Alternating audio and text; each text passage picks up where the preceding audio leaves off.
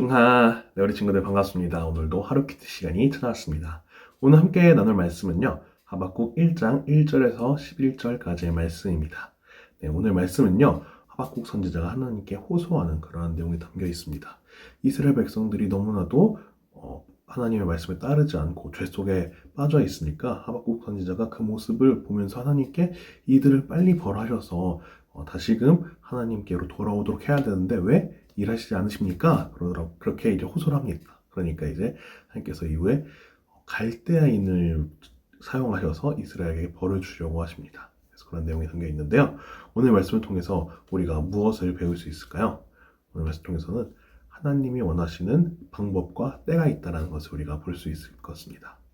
아까 앞에서 말했듯이 하박국 선지자는 하나님께 왜 빨리 지금 이스라엘 백성들을 벌하지 않느냐, 이들이 하나님께서 벌하셔야 이들이 빨리 하나님께로 돌아올 수 있지 않겠느냐라고 계속적으로 호소를 합니다.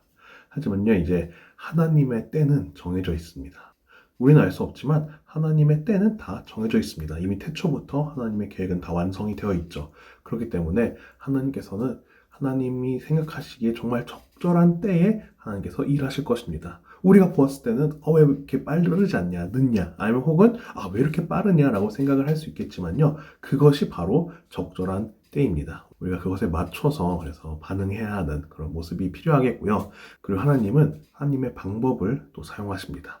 사실 하나님께서 갈대아인을 사용해서 이스라엘을 벌 주겠다고 하셨지만요, 갈대아인은 이스라엘 백성들에게는 매우 좀 천하게 여겨졌던 그런 사람들이었어요. 그런데 그런 사람들을 사용하셔서 이스라엘을 벌하시겠다고 하니까 이스라엘 입장에서는 어떻게 그 갈대아인을 사용해서 우리를 벌할 수 있습니까? 라고 생각을 할 수 있겠지만요, 하나님의 그러한 방법, 갈대아인을 사용하시는 방법이 바로 당시 이스라엘에게 필요한 방법이었던 것입니다. 너무나도 죄로 인해서 물들어 있고 하나님의 말씀 따르지 않았기 때문에 정말 극약 처방을 사용하신 거죠. 그들이 비천하게 생각했던 그 민족들에게 점령을 당하고 그들에게 의해서 고난을 당하는 것만큼 그들에게는 치욕스러운 일이 없었겠죠. 그만큼 하나님께서 극약 처방을 사용하신 거였습니다.